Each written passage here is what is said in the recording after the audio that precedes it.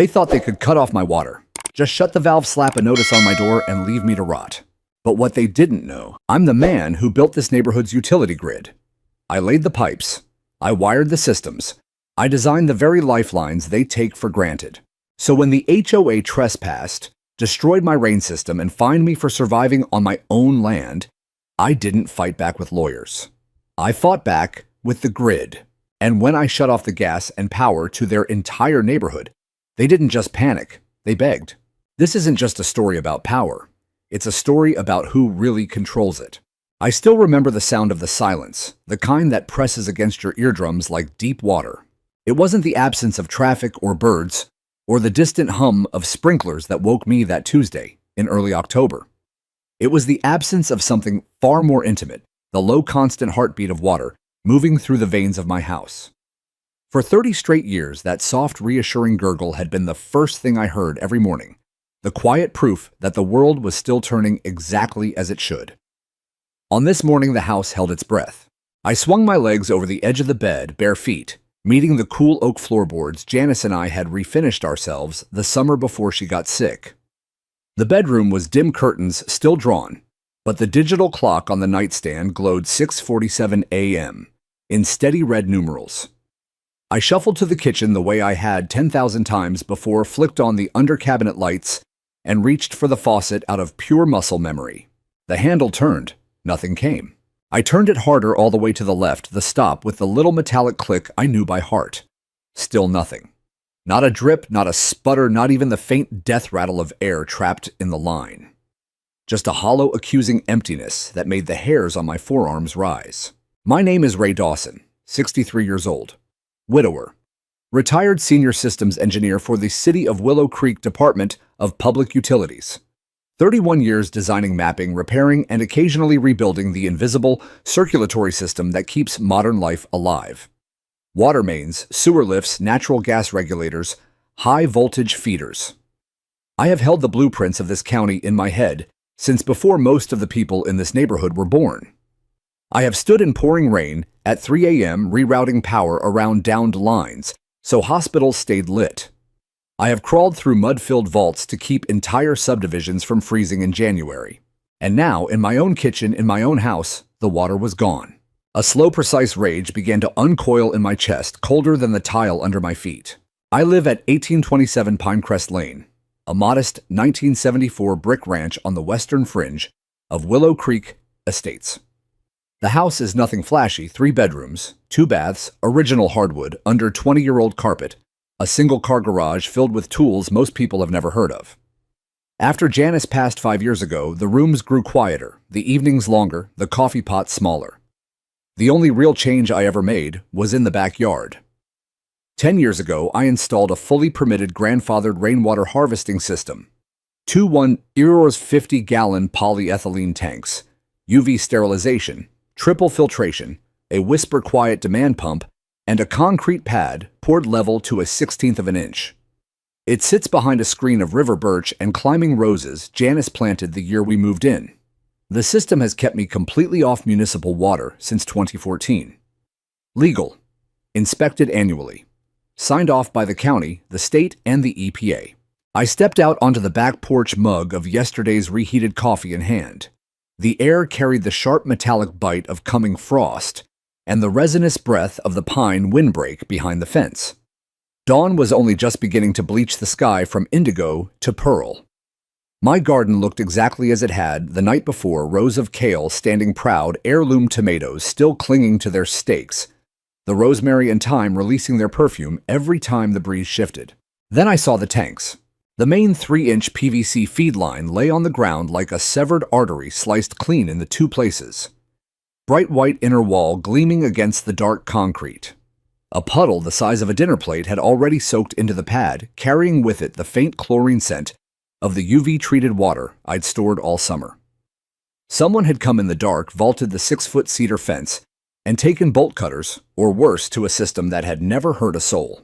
I crouched beside the ruin, ran a calloused thumb across the cut, and felt the rage crystallize into something sharp and usable. The edges were fresh, no oxidation. Done in the last few hours. This wasn't teenagers. This was deliberate. This was personal. A single sheet of heavy cream cardstock flapped against my front door like a white flag somebody had forgotten to sign. I ripped it free, the tape squealing in protest. Notice of non-compliance. Willow Creek Estates, Homeowners Association property address, 1827 Pinecrest Lane, violation. Unauthorized and aesthetically offensive above-ground water storage apparatus, invisible rear yard area. Per HOA Regulation 47B subsection 3.1. Aesthetic standards and environmental risk mitigation. Water services have been suspended effective immediately until the offending structures are removed and the property restored to approved community standards. Daily fines of $100 will accrue beginning today. Failure to remedy within 7 days will result in referral to legal counsel and possible lien placement. Signed in looping, self-satisfied, cursive, Linda M. Harris, President, WCE HOA, Board of Directors. Linda Harris. The name tasted like spoiled milk and old perfume. Former high-end interior decorator turned full-time neighborhood despot.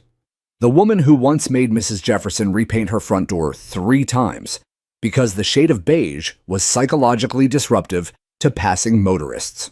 I stood on my front walk in pajama pants and yesterday's t-shirt, the notice trembling slightly in my fist, and looked down the street toward the clubhouse, its ridiculous copper roof already catching the first rays of sunrise.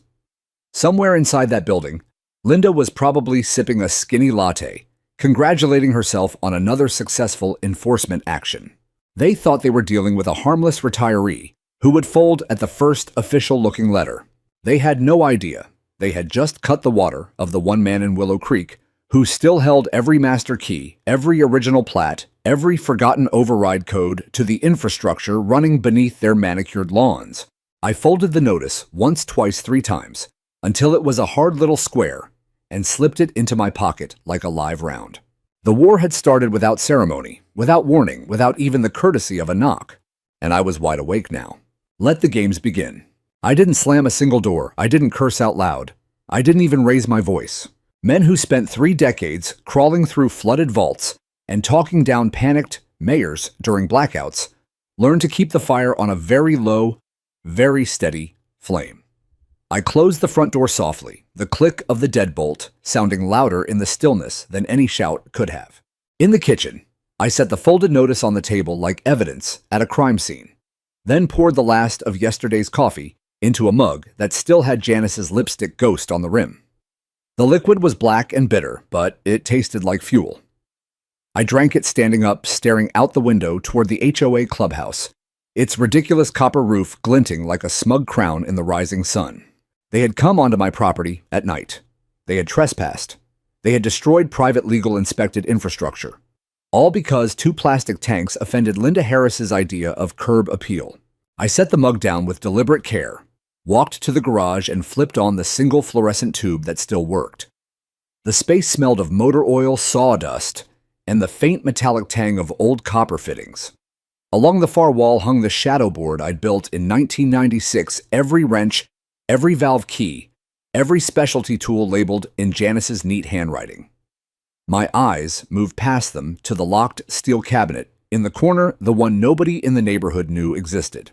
Inside were the things the city had let me keep when I retired, a complete set of original 1989-2005 utility plats for the entire northwest quadrant, 3 generations of master keys, and the maintenance logbooks nobody had ever digitized.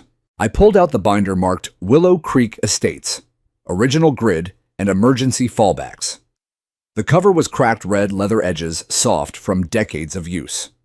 I carried it back to the kitchen table, opened it under the pendant light, and let 31 years of muscle memory take over. Page after page of hand-annotated schematics unfolded like a battle map. Red ink for gas, blue for water, purple for high-voltage feeders, green for the emergency bypass routes we had buried just in case during the big expansion of '97. My finger traced a thin green line that snaked beneath the northwest corner of my own lot, then branched into the feeder that supplied Block E Linda's block. The notation was in my own handwriting, AUX Gas Relay 7C, Manual Override, Vault 14B, decommissioned on paper in 2011, never physically removed. I closed the binder slowly. The house was still silent, But the silence had changed. It was no longer empty. It was listening. I spent the next hour doing what any rational man does when someone declares war on his home. I documented everything. Phone in hand, I walked the backyard in the cold morning light, photographing the severed pipe from every angle, the footprints in the soft soil near the fence, size 10.5. Work boots, deep tread, still damp with dew, the scrape marks on the cedar rail where someone had vaulted over.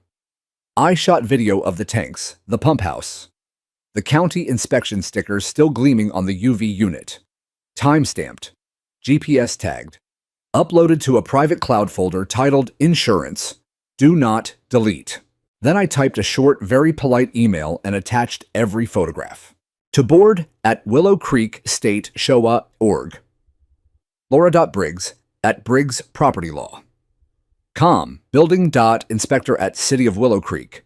Gov. Subject criminal trespass and destruction of permitted private infrastructure. 1827 Pinecrest Lane. The message was 4 paragraphs, no exclamation points, no threats. Just facts, dates, permit numbers, and the quiet promise that if anyone set foot on my property again, without a court order and a police escort, the next photographs would be taken by the sheriff's department. I hit send at 8:03 a.m. By 8:17, the first reply bounced back undeliverable. They had already disabled the general board address. Cowards. At 9:42 a.m., the doorbell rang. One sharp, impatient press. I opened it to find Linda Harris herself, standing on my welcome mat, the one Janice had painted with tiny yellow daisies, clipboard hugged to her chest like body armor, white Lexus, parked crooked at the curb behind her. Mr. Dawson, she began, voice syrupy enough to rot teeth. I hope we can handle this amicably. I leaned against the doorframe, arms folded. Amicably would have been a phone call, Linda, or a certified letter. Not sneaking onto my land at 3 in the morning with bolt cutters. Her smile flickered. I have no idea what you're talking about. Our landscaping contractor reported your tanks as a potential hazard and acted according to established protocol. Your landscaping contractor committed felony vandalism and trespass. I have it all on camera. A lie. I'd taken the cameras down after the last storm, but her pupils dilated just enough to tell me she wasn't sure. She recovered quickly. The board has voted. The tanks violate aesthetic guidelines updated in 2021. You never signed the new covenants. I wasn't required to. My system predates your covenants by 23 years and is grandfathered under state law. You know this. Her chin lifted. Rules evolve, Mr. Dawson. Communities evolve. Perhaps it's time you did too. I let the silence stretch until it was uncomfortable, then spoke very quietly. Linda, you just cut off the water of a man who still holds the only working key to every gas isolation valve serving this subdivision. Think about that on your drive home. The color drained from her face so fast, I thought she might drop the clipboard. You're threatening me, she whispered. No, I said, stepping back to close the door. I'm explaining consequences. The door shut with the same soft click as before. Through the peephole, I watched her stand frozen for a long 3 count, then hurry back to her Lexus, as if the porch might bite her. I turned away, rolled my shoulders once, and felt the last of the morning's shock burn off. They wanted a war over flower beds and paint swatches. Fine. But they had forgotten one fundamental truth about infrastructure. The man who builds the system is always the last one holding the wrench. I opened the binder again, flipped to the page with Vault 14B in, and traced the green line one more time. Tomorrow, the ground beneath Willow Creek Estates would remember who it belonged to. And Linda Harris was about to learn that some things once turned off are very hard to turn back on. The rest of that first day passed in a strange, suspended hush, the way the air feels just before a summer storm finally breaks. I moved through the house, like a man preparing a battleship for sea quiet, methodical, no wasted motion. I brewed the last of the coffee on the stovetop with bottled water from the emergency stash Janice had insisted we keep after the '09 ice storm. I ate a bowl of oatmeal, standing at the counter. I showered using the gravity feed camp bag I'd hung in the master bath years ago for exactly this kind of contingency. Every action deliberate, every drop conserved. Outside Willow Creek Estates pretended nothing had changed. Sprinklers still hissed across emerald lawns. Minivans ferried children to school. A landscaping crew in matching green polos trimmed the hedges around the clubhouse entrance, the same crew that had almost certainly cut my line 12 hours earlier. Life above ground looked immaculate. But 14 inches beneath the northwest corner of my lot, something older was waking up.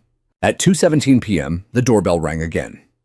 This time, it was a kid in an orange safety vest, barely 25, sweating despite the cool air, holding a tablet like it might explode. "Mr. Dawson Muniworks Contracting, we have a work order to disconnect your property from the auxiliary water main." I stepped onto the porch and closed the door behind me so he couldn't see inside. "Son, I haven't been connected to the municipal grid since 2014. You're holding a work order for a line that doesn't exist." He glanced nervously at the tablet. "It says here there's a contamination risk. Backflow into adjacent properties. HOA filed it as an emergency." I almost laughed. "Did they also tell you the county health department inspected my system 6 months ago and gave it a perfect score?" He shifted his weight. "Look, sir, I'm just the guy they send out. I don't make the rules. Then go back and tell the people who do that. If another boot touches my property, without a warrant, the next call won't be to the HOA.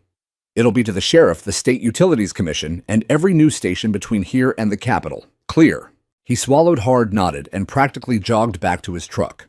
I watched him peel away, then walk to the backyard with a purpose that felt 30 years younger. The vault cover was exactly where I'd left it in 2008. A dull steel plate, 2 feet square, hidden under a patch of ornamental grass the HOA had once tried to make me remove for being too rustic. I knelt, brushed the grass aside, and ran my fingers over the faint engraving most people would never notice: City of Willow Creek, Vault 14B, authorized personnel only.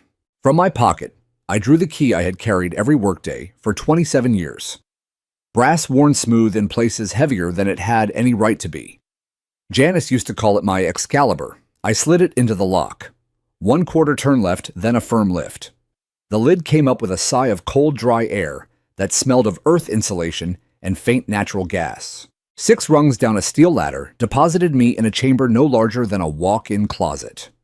My LED headlamp cut through the gloom and painted the walls in stark white light.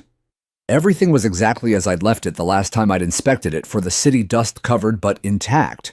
The control panel was a relic analog gauges with cracked glass hand-lettered labels in faded Sharpie 3 heavy brass valves the size of softballs. I swept a thick layer of dust from the placard and read the words I'd written myself in 1997. Gas feed, Alt 3. Relay line 7C serves. Block D partial plus Block E full, including clubhouse executive homes. Community garden manual override active.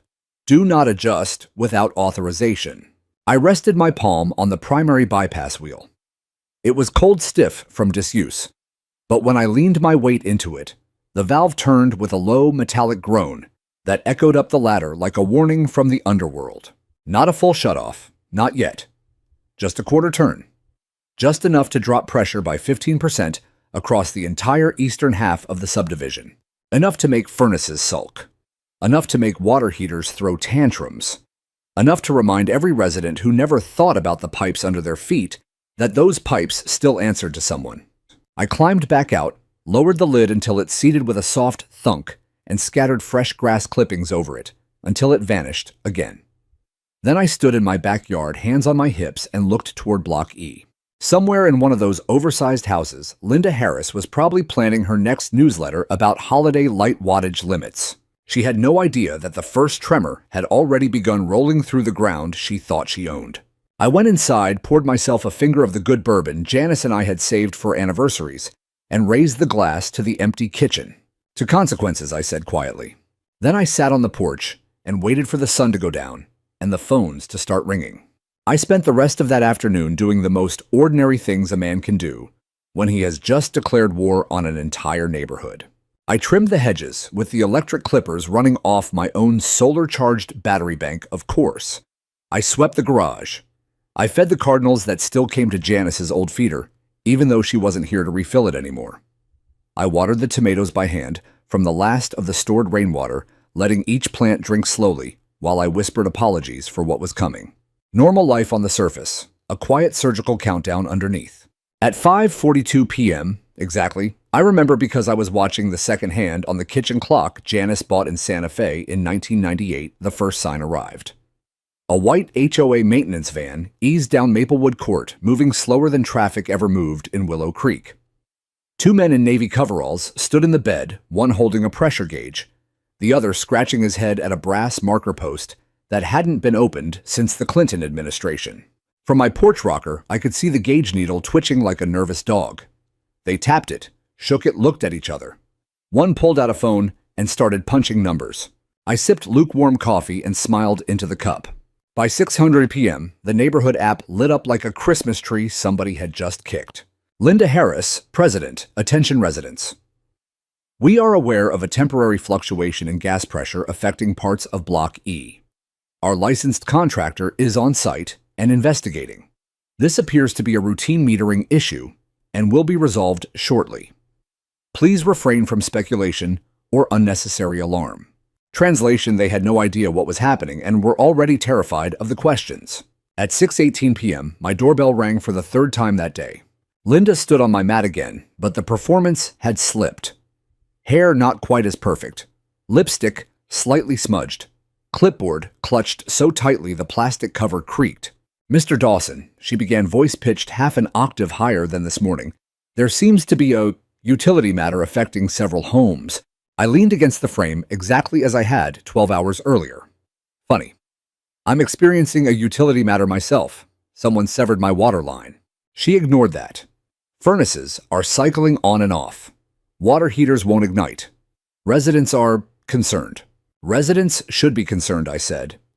When people who don't understand infrastructure start cutting things that aren't theirs to cut pressure imbalances happen. Her eyes narrowed to slits. Are you admitting you've done something? I'm admitting that physics still works, Linda. Gas doesn't like being told where to go by amateurs. And right now, it is sulking in the pipes that run under my property. Pipes the HOA has no legal right to touch. She took one involuntary step closer. If you've tampered with community utilities, that's a felony. Actually, I said, voice calm enough to cut glass. The felony was committed last night when two men in HOA vests hopped my fence with bolt cutters.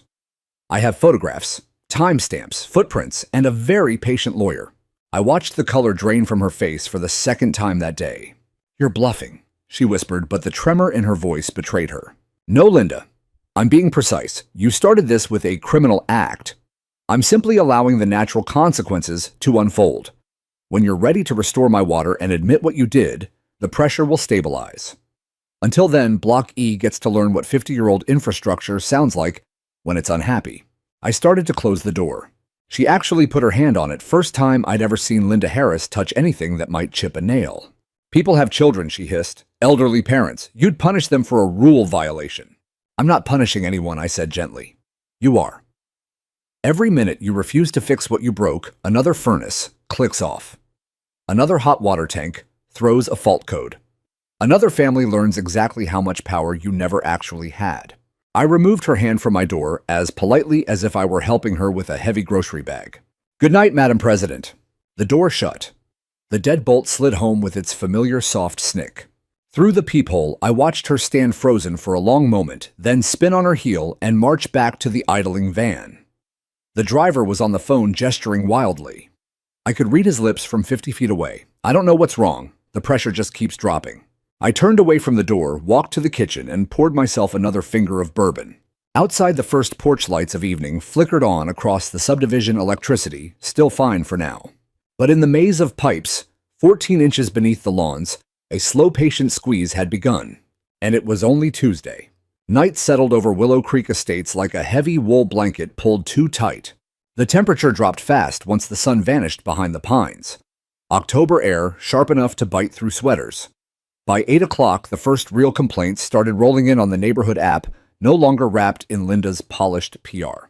Sam Nguyen, 1841 Pinecrest. Anyone else's furnace just quit, pilot light is on, but no heat.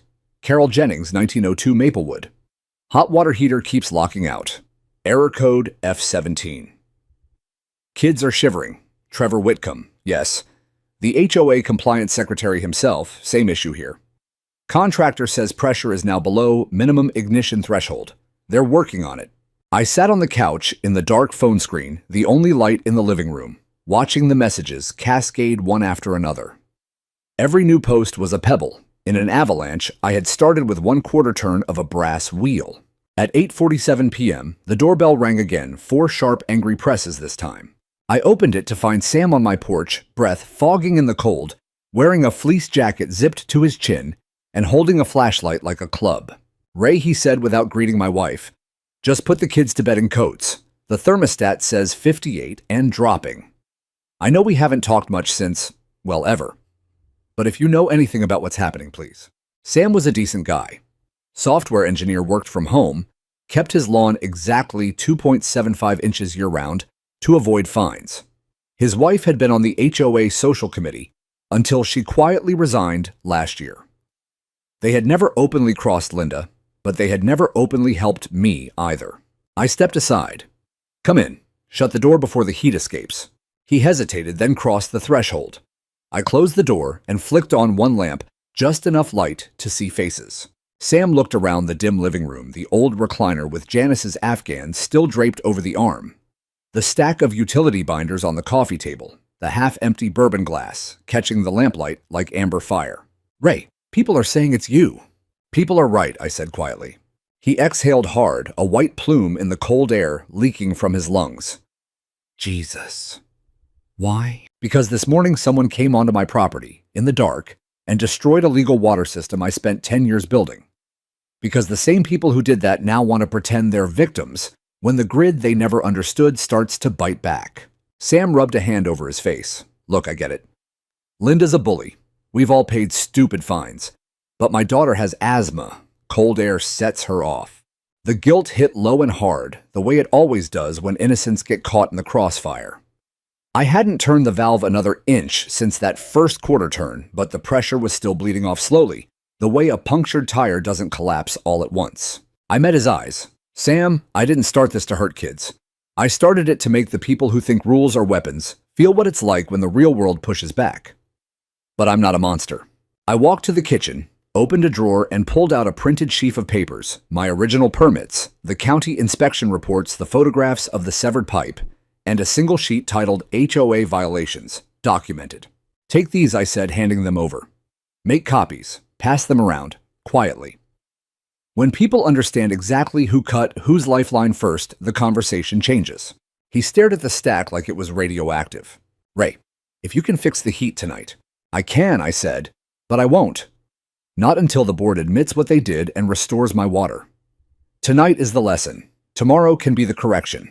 Sam looked at me for a long moment, something shifting behind his eyes, recognition maybe, or the slow realization that neutrality had never been an option. He tucked the papers inside his jacket. "I'll share them," he said finally. "But Ray, be careful. They're terrified. Terrified people do stupid things." After he left, I stood on the porch and watched his flashlight bob down the street. One by one, porch lights were clicking off as families gave up and went to bed cold. Somewhere, a baby cried. A dog barked at nothing. The wind moved through the trees with a sound like distant surf. At 10:12 p.m., the neighborhood app went berserk. Linda Harris, president, urgent gas service interruption now affecting all of Block E and portions of Block D. National Grid has been notified and is dispatching emergency crews. Do not attempt to relight pilots yourself. Remain calm. Followed 30 seconds later by Kyle Matthews, treasurer. Anyone with information about intentional tampering should contact the board immediately. This is now a criminal matter. I turned the phone face down and walked to the back door. The moon was a thin silver blade overhead, bright enough to throw shadows. I crossed the yard in silence, knelt by the vault cover, and lifted it just enough to hear the faint, steady hiss of escaping pressure like a dragon exhaling through its teeth. One more small turn would drop the entire eastern half of the subdivision to zero. I left it where it was. Tonight was enough. I lowered the lid, scattered the grass clippings back into place, and went inside. As I locked the back door, I heard the first portable generator cough to life somewhere down the block, harsh, angry, temporary. Willow Creek Estates had always believed comfort was a birthright. Tonight they learned it was a privilege, and privileges can be revoked. Wednesday dawned colder than any October morning in recent memory. Frost silvered every blade of grass, and the sky hung low and iron gray, as if the heavens themselves were holding their breath. Inside my house, the temperature was a steady 68 courtesy of the propane backup heater I'd installed the year Janice's lungs first started failing. I brewed coffee with bottled water, fried 2 eggs in yesterday's cast iron skillet, and ate standing at the window watching the neighborhood wake up to a new reality. Cars crawled past with roofs crusted white. Breath fogged every windshield. Portable generators growled from half a dozen driveways, extension cords snaking into houses like orange umbilical cords. People moved in hurried, hunched silhouettes, mothers carrying toddlers wrapped in quilts, men hauling kerosene heaters from garages, everyone trying to pretend this was just an inconvenience instead of the first crack in the foundation of their perfect little world. At 9:03 a.m., the second shoe dropped. I was in the garage, sorting through the old transformer relay panel I'd salvaged, when the city upgraded the substation in 2012, officially decommissioned technically. Still tied to the original feeder that served the clubhouse and the executive homes on the east side. The panel sat on my workbench like a sleeping animal, heavy copper bus bars, analog meters, a single knife switch labeled AUX feed, Zone E in my own faded handwriting. I ran my fingers across the dust-coated surface and felt the same calm certainty I used to feel before opening a manhole during a blackout. The knowledge that everything happening above ground was about to be decided 14 inches below it. At 9:17 a.m., the first flicker came. I saw it from the garage window. The street lamp on the corner blinked twice, dimmed, then steadied. 30 seconds later, the clubhouse floodlights, the ones that stayed on 24/7 to show off the copper roof, sputtered like candles in wind. A collective gasp seemed to rise from the subdivision, audible even through closed windows. Then the wave rolled west to east. One by one, porch lights died. Garage doors froze half open. Security cameras went dark. Whole houses blinked out in perfect synchronization, as if a giant hand had simply pinched the wire. I flipped the knife switch all the way open with a satisfying metallic thunk. Silence fell deeper than any the neighborhood had ever known. No hum of refrigerators. No drone of HVAC blowers. No electric toothbrushes or Wi-Fi routers, or the 1,000 invisible heartbeats of modern life. Just the wind and the distant frantic barking of confused dogs. I stepped onto the front porch and watched the chaos bloom. Kyle Matthews burst out of his McMansion in pajama bottoms and a Patagonia vest, phone pressed to his ear, shouting at someone on the other end. Linda's white Lexus fishtailed down Maplewood Court, nearly clipping a mailbox. Carol Jennings stood on her lawn in slippers, staring at her dark windows as if they had personally betrayed her. At 9:29 a.m., Kyle spotted me. He marched across the cul-de-sac like a man possessed, face-red breath pluming in the frigid air. "Turn it back on!" he roared from 20 yards away.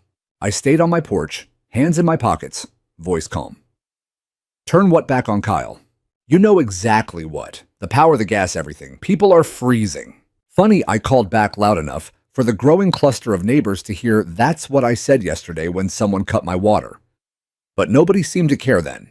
More residents spilled out, Sam with his daughter on his hip, Carol clutching a blanket, Trevor Whitcomb looking like he hadn't slept. Portable generators were starting to run out of fuel. The ones still running coughed and sputtered like dying things. Kyle reached my walkway and stopped at the edge of my lawn, as if an invisible fence had shocked him. "This is terrorism," he hissed. "No," I said, stepping down one stair so we were eye to eye. "This is accountability. You want light, you want heat. Then give me back my water void. Every fine and hold an open meeting where the entire neighborhood hears exactly what the board did. Those are the terms." Behind him, the crowd had grown to 30, maybe 40 people. Flashlights and phone screens cast pale circles on frightened faces. A baby was crying somewhere. An elderly voice called out, "I'm on oxygen, Kyle. The concentrator needs power." Kyle's bravado cracked. He looked back at the crowd, then at me, and for the first time I saw real fear in his eyes. Not of me, but of what he had helped unleash. Sam stepped forward, still holding his daughter. "Raised terms sound fair to me," he said loudly. "Who else agrees?" Hands went up. First a few, then a wave. Carol raised hers without hesitation. Even Trevor gave a shaky nod. Kyle opened his mouth, closed it, then turned and walked back toward the clubhouse, shoulders slumped. I raised my voice to the crowd. "Partial power and gas will come back tonight, enough for heat and refrigerators. Full restoration happens after the meeting. Bring chairs, bring kids, bring every document the board has ever sent you. We're going to read them all out loud. A murmur rippled through the group, half gratitude, half something darker, something that looked a lot like reckoning. I went back inside, closed the door, and stood in the sudden quiet of my own home. The generator in my garage hummed softly, keeping my own light steady, my own refrigerator cold, my own life untouched. Outside Willow Creek Estates had finally discovered what darkness really felt like. And for the first time in years, I wasn't the only one standing in it. By noon on Thursday, the clubhouse was dead, but the lawn in front of it had never been more alive. Folding chairs, camp chairs, kitchen chairs, even a couple of bean bags dragged out by teenagers formed a ragged circle 3 rows deep. Portable heaters glowed cherry red. Thermoses passed hand to hand. Children sat on blankets with coloring books and juice boxes. The air smelled of coffee wood smoke and the sharp, unmistakable scent of a community that had spent 2 nights cold and was no longer willing to pretend everything was fine. The board had scheduled an emergency members-only meeting inside the clubhouse for 1:00 p.m. At 11:47 a.m., Rick Mendez and 2 city inspectors padlocked the front doors with bright yellow tape that read, "Municipal investigation. Do not enter." At 11:52 a.m., Linda tried to herd everyone inside anyway. At 11:53 a.m., nobody followed her. Instead, the circle tightened on the grass like a noose made of lawn chairs. I arrived at 11:58, carrying nothing but a thick manila folder and the old brass vault key on a piece of paracord around my neck. People parted without being asked. Sam waved me to the only empty chair in the front row, his own. I shook my head and stayed standing at the edge of the circle folder tucked under one arm. Linda, Kyle, and Trevor stood in the center like defendants who hadn't realized the trial had already started. Linda clutched a cordless microphone that no longer had power to amplify her voice. She tried anyway. "Thank you for coming on such short notice," she began, the words thin and brittle in the open air. "We are experiencing a temporary infrastructure anomaly." Carol Jennings cut in, standing up so fast her chair toppled backward. "My mother slept in a coat last night, Linda. Call it what it is." A ripple of agreement. Someone started clapping. It spread until the sound cracked like gunfire across the lawn. Linda's knuckles went white around the dead microphone. Kyle tried next, stepping forward with his treasurer smile. "Everyone just calm down. National Grid and the power company are..." "Wrong," Rick Mendez said loudly from the sidewalk, city badge gleaming. "The lines are fine. The problem is a manual override on a legacy easement that sits on private property, Mr. Dawson's property, and he has every legal right to exercise it." Every head swiveled toward me. I opened the folder and pulled out the first document, an 8x10 glossy, of the severed PVC pipe timestamp, 6:51 a.m. Tuesday. "This is what your board did to my home 2 nights ago," I said, voice carrying without shouting. I held the photo high and walked the inner circle so everyone could see. Criminal trespass. Destruction of permitted infrastructure. Felony vandalism. Gasps. Phones rose to take pictures. Second document, the original 1998 county permit for my rainwater system, complete with gold seal. This is what makes it legal. Third, the HOA's own cease and desist letter threatening $18,000 in fines. And this is what happens when people who have never read a plat map decide they're above the law. I handed the stack to Sam. "Pass these around. There are 200 more copies in my truck." Linda tried again, voice cracking. "We were protecting property values." By risking an explosion, Rick interrupted. He held up a tablet showing the amended utility map the HOA had filed 2 years ago, the one that quietly moved critical gas junctions onto my easement without permission or final approval. This rerouting was never signed off. If pressure had reversed while you were digging for your precious community garden fountain, half this block could have gone up like a bomb. Dead silence. Then a low animal growl from the crowd. A father I recognized from the lemonade stand fiasco last summer stood up, daughter on his hip. "You fined my little girl for selling lemonade," he said, voice shaking with rage. "But you were willing to blow up my house for petunias." Linda took one step back. Kyle looked for an escape route that didn't exist. Trevor simply sat down in the grass and put his head in his hands. I raised my voice one last time. "Here's what happens now. 3 things. 1, Linda Harris, Kyle Matthews, and Trevor Whitcomb resign from the board, effective immediately.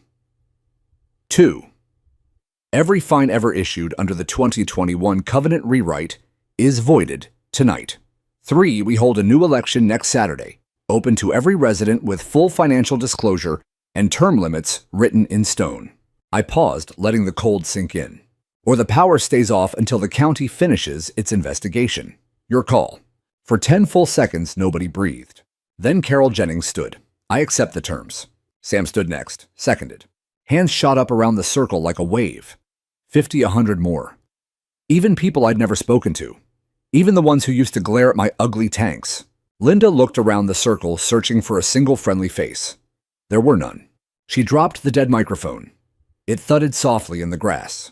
I resign, she whispered. Kyle followed, voice barely audible. Me too.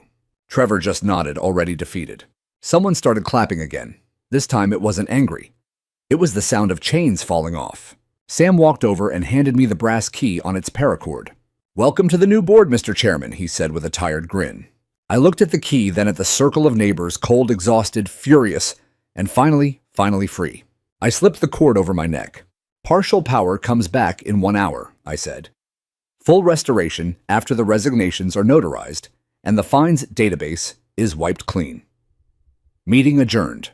The applause that followed was ragged and real, and louder than any sound Willow Creek Estates had ever made.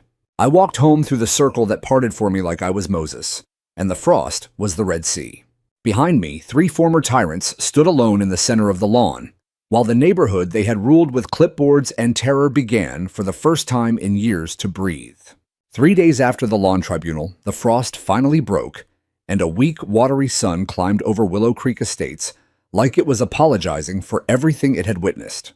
I was in the backyard resealing the rainwater tanks, new fittings, fresh primer, the smell of PVC cement, sharp in the cold air, when Rick Mendez rolled up in his personal car instead of the city truck. He killed the engine, stepped out with a thick manila envelope under one arm, and looked around at the repaired system as if seeing it for the first time. Morning, Ray, he said, voice low. This one's off the books. He handed me the envelope. Inside was a fresh set of county utility scans, dated 2023, stamped confidential, oversight committee only, and a single grainy still photograph printed on glossy paper.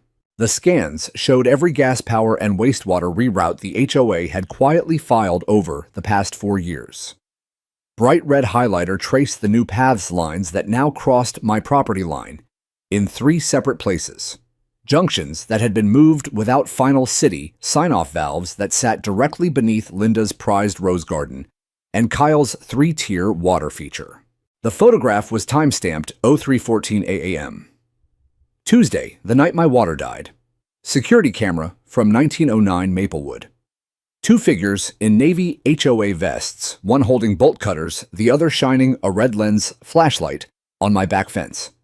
Even in low light, the faces were unmistakable: Kyle Matthews and Trevor Whitcomb. Rick tapped the margin note on the top scan. See this subject parcel not verified for easement adjustment, pending secondary review. They filed the paperwork, paid a private contractor to start digging, then never came back for the final inspection. When the city went out after the blackout, we found live gas junctions sitting on your dirt. 1 spark, 1 leak, 1 idiot with a backhoe. He didn't finish the sentence. He didn't need to. I looked at the photo again. Kyle's shaved head caught the moonlight like a cue ball. Trevor's nervous hunch was unmistakable. Criminal trespass, felony, vandalism, reckless endangerment, fraud, Rick said quietly. The DA's office is reviewing. Might not stick on the endangerment charge, but the rest will. I folded the photograph carefully and slipped it back into the envelope. Good, I said. But I'm not the one who needs to see this first. That night, the envelope appeared on every porch in Willow Creek Estates. No note, no return address, just the scans, and the photograph slid inside the weekly grocery flyers. By morning, the neighborhood group chat had exploded into something that looked less like gossip and more like a war room. Carol Jennings posted the photo, first timestamp visible. Caption: This is who cut Ray Dawson's water. This is who risked blowing up our homes. Within an hour, the replies were a flood. That's Kyle and Trevor. I recognize the vests. My kid sleeps 20 feet from that rose garden. They fined us for Christmas lights but moved a gas main without telling us. I'm calling the DA myself. By noon, Kyle Matthews' for sale sign was already hammered crookedly into his front lawn, the house half-packed moving truck idling in the driveway. He left town before sunset. No goodbye, no explanation. Just taillights disappearing down Pinecrest Lane. Trevor tried the healing circle route. Sunday morning folding hobbles on Linda's back patio. Store-bought scones going stale in the cold. 12 people showed up. 11 left before the coffee got poured. The 12th was a reporter from the county paper who recorded the whole thing on his phone. Linda lasted longest, clinging to her house like a captain going down with a ship made of beige siding. She sent one last email to the board listserv, which Carol had quietly taken admin rights to the day after the tribunal. Subject: personal reflection. I believe mistakes were made on both sides. Carol replied all with the security photo and a single line: mistakes don't carry bolt cutters at 3 a.m. The for sale sign went up on Linda's lawn the following Monday. Professional photos staged furniture price slashed $20,000 overnight. Rumor said she was moving to Florida to live with a sister nobody knew she had. By the end of that week, the old HOA was legally dead. Accounts frozen, council withdrawn, charter suspended pending state audit. A temporary governance committee, Sam as chair. Carol as secretary, me as technical advisor, met in Sam's dining room with the windows open so anyone walking by could listen. We passed 3 motions that night. 1. All fines from the past 5 years voided and refunded from the frozen accounts. 2. A permanent clause limiting any future HOA's authority over private permitted utility systems. 3. An open invitation for every resident to tour my backyard and see exactly how a rainwater system works and why it had never been a threat to anyone. 23 people showed up the first Saturday. Kids ran between the tanks like it was a playground. One father asked if he could build a smaller version. I handed him the permit packet and told him I'd help pour the pad myself. That same week, the local paper ran the headline, "I never asked for." Retired engineer exposes HOA scheme that nearly turned neighborhood into gas bomb. My name was in the subhead, but the photograph they used was the security still Kyle and Trevor caught red-handed. The empire hadn't just fallen. It had been buried under the evidence it tried to hide beneath perfectly manicured lawns. And for the first time in years, the ground beneath Willow Creek Estates belonged to the people who actually lived on it again. The collapse didn't happen with fireworks or shouting. It happened in small, ordinary sounds that somehow felt louder than any explosion. A moving truck reversing beep beep beep into Linda Harris's driveway at 7:03 a.m. on a Tuesday. The hollow thud of a for sale sign hammered into frozen ground. The soft click of a mailbox opening to reveal a refund check for fines paid years ago. By the 3rd week of November, the old regime was a ghost that still walked the streets in broad daylight, but nobody looked it in the eye anymore. The county investigation widened. Victor Ames, director of residential affairs, called me personally. His voice carried the clipped calm of a man who had seen too many subdivisions rot from within. "Mr. Dawson, your documentation has triggered a statewide review of HOA utility tampering. We're pulling plats in 6 other counties. You may have started something bigger than Willow Creek." I told him I hadn't started anything. I had only refused to finish it quietly. The state board froze every discretionary account the old HOA had ever touched. The Landscape Enhancement Fund, the Holiday Decoration Reserve, the mysterious administrative contingency line item that had grown to $187,000 with no receipts. Every dollar was traced. Every signature matched to a face. Kyle Matthews never came back from wherever he fled. His house sold in 9 days to a young family who painted the front door bright teal and never once asked permission. Trevor Whitcomb tried to stay. He kept showing up to the temporary committee meetings with spreadsheets and apologies. After the 3rd meeting, Sam quietly handed him a box of his personal items from the clubhouse office and said, "We won't be needing these anymore." Trevor took the box and left without a word. 2 weeks later, his wife listed their house. Linda lasted longest, clinging to the idea that if she simply stayed put, the neighborhood would forget. They didn't forget. One Saturday morning in early December, residents woke to find printed copies of the security camera still taped to every mailbox on Maplewood Court, each with a bright red circle around her white Lexus, parked 2 doors down at 3:07 a.m. the night the water died. No note, just the photograph and the timestamp. That afternoon, a moving pod appeared in her driveway. By nightfall, the house was empty, except for the echo of heels on hardwood that no one would ever hear again. The interim committee Met every Thursday night in Sam's dining room. Windows open, even when it rained. Minutes posted on a public Google Doc before the coffee got cold. We refunded $41,327 in fines the first month. Checks arrived with a simple cover letter. These funds were collected under policies now deemed unlawful. We are returning them with no admission of wrongdoing by residents, only by the previous board. Welcome home. People framed the letters. Some cried when they opened them. The local news vans came and went. Reporters asked for interviews. I gave exactly one on my front porch, rainwater tanks gleaming in the background. Reporter Mr. Dawson, do you consider this revenge? Me no. Revenge would have been easier. This was restoration. The clip went viral. Within a week, I had emails from retirees in Arizona, single moms in Ohio, veterans in Texas, all asking the same thing. How do we do what you did? I started a simple website that night, willowcreeklessons.com, one page. 3 downloadable PDFs. How to read your plat map, 2. How to file a grandfathered utility permit, 3. How to know when your HOA has crossed into criminal territory. The server crashed twice from traffic. On the first day of December, the state permanently revoked the old HOA charter and issued a new one, with the power-limiting clause I had written carved into the first article like it had always belonged there. That same week, the Patels the family fined for the lemonade stand showed up at my door with a bakery box and 2 shy little girls. Inside were a dozen sugar cookies cut into the shape of light bulbs. Icing spelled, "Thank you, Mr. Ray," across the top. I ate 3 standing on the porch, while the girls watched wide-eyed as water poured from my garden hose, for the first time in months, clear cold, endless. One of them tugged my sleeve. "Mr. Ray, does this mean we can sell lemonade again?" I knelt so we were eye level. "It means you can sell lemonade, paint your door purple, and plant tomatoes in your front yard if you want. The rules work for us now, not the other way around." She hugged me so hard my knees creaked. Behind her, her father's eyes were wet. Sam started calling me the quiet revolutionary. Carol baked lasagna and left it on the porch with a note that simply read, "For the man who gave us back our homes." Even Rick Mendez stopped by one evening with a 6-pack and sat on my tailgate while we watched the streetlights come on steady, warm, obedient.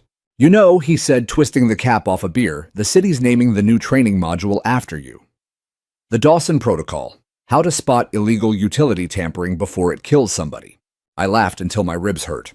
By Christmas, the clubhouse had been repurposed into a community tool library and teaching kitchen. The copper roof stayed too expensive to remove, but the sign out front now read, "Willow Creek Commons owned by the residents. Governed by consent, not fear." The empire hadn't just fallen. It had been dismantled brick by brick, fine by fine, lie by lie, until the people who lived here could finally stand up straight again. And somewhere in the quiet nights that followed, I would walk the sidewalks I once avoided and listen to the soft hum of furnaces that no longer had to ask permission to keep a family warm. The reign of clipboards and terror was over. In its place stood something simple, stubborn, and unbreakable. A neighborhood that had remembered who it belonged to. Spring arrived late that year, the way it always does after a winter that has tried to kill you. It didn't come with trumpets or banners. It came in shy green spears, pushing through the hard-marched dirt, in the first tentative songs of returning robins, in the smell of warm soil when the sun finally stayed long enough to matter. My garden woke up hungry. The kale that had withered under the blackout months sent up new leaves almost overnight. The tomato seedlings I started on the kitchen windowsill in February stretched toward the light like children reaching for a parent. And the roses Janice had planted along the back fence, the ones I thought would never bloom again, exploded in a riot of coral and cream, so fierce it hurt to look at directly. I spent entire days on my knees in the dirt hands, black with earth rebuilding what the war had tried to take. Every time the rainwater tanks filled and overflowed into the beds, the gentle hiss sounded less like plumbing and more like breathing. The neighborhood changed in ways no one had written into any covenant. Front doors appeared in colors never approved by any committee: turquoise, barn red, sunflower yellow. Kids chalked hopscotch grids on sidewalks that used to earn $50 citations. The Patel girls set up their lemonade stand every Saturday, now pink sign hand-painted in glitter 50C, a cup honor system jar on the table. They made $32 the first weekend and donated half to the new community tool library. Willow Creek Commons, what we renamed the old clubhouse, became the heart we never knew we were missing. Thursday nights were potluck and open workshop. I taught rainwater harvesting, while Sam grilled burgers, and Carol ran story time for the kids in the old boardroom that still smelled faintly of Linda's perfume and defeat. Someone hung a hand-lettered sign above the front door. These walls once held meetings about lawn height. Now they hold us. One warm April afternoon, Liam, the 10-year-old from 2 houses down, who used to ride past my fence without waving, showed up with a rusty wrench and a serious expression. "Mr. Ray, my dad says you're the reason we get to have a treehouse now. Can I help you with the trellis?" I handed him the wrench and pointed to the base bolt. "Righty-tighty, lefty-loosey. You'll do fine." We worked side by side until the sun dipped low and golden behind the pines. When the last screw was set, he stood back, hands on hips, exactly like I do, and grinned so wide I saw the gap where his front tooth used to be. "It's perfect," he declared. "Yeah," I said, throat suddenly thick. "It really is." That night, Laura Briggs called with the final update on the civil case. Settlement came through today. The insurance company for the old HOA is cutting checks. Yours is the largest, $87,000 for damages, legal fees, and emotional distress. You could buy a new truck, or a boat, or retire to the Bahamas. I watched fireflies blink on across the backyard Janice and I had fought for. "I think I'll just buy more roses," I told her. She laughed until she had to blow her nose. The last Saturday in May, the Commons held its first annual spring fair. No permits required, no fees. No clipboard patrols. Tables groaned under casseroles and pies. Kids chased each other through the community garden that now grew vegetables instead of grudges. Someone strung Edison bulbs between the trees, and a teenager DJ'd from a folding table with a laptop and too much bass. At dusk, Sam found me sitting on the same bench where Linda once held court over Shutter Colors. He handed me a cold beer and clinked his bottle against mine. "You know," he said a year ago, "I thought you were just the grumpy old guy with the weird tanks." I took a long pull and smiled into the dark. "And now I think you're the reason my daughter will grow up believing rules are supposed to protect people, not punish them." We sat in silence while the music played and children laughed, and the scent of grilling meat drifted over everything like forgiveness. Later, when the sky had gone indigo and the fireflies were thick as stars, I walked home, alone down Maplewood Court. Every porch light was on steady, warm, voluntary. Every mailbox held a little American flag someone had stuck there just because they felt like it. I paused at my own front walk and looked back the way I'd come. The street was quiet the way it used to be quiet, not the hollow silence of fear, but the full, rich silence of a place that has remembered how to breathe. Behind me, the rainwater tank let out its soft evening hiss as the day's collection topped off and spilled gently into the garden. I stood there a long time listening to water find its way back to the earth. Somewhere in the distance, a child laughed. Somewhere closer, roses opened to the night. And for the first time since Janice died, the silence didn't feel empty. It felt like peace. It felt like home. It felt like the long frost had finally truly ended.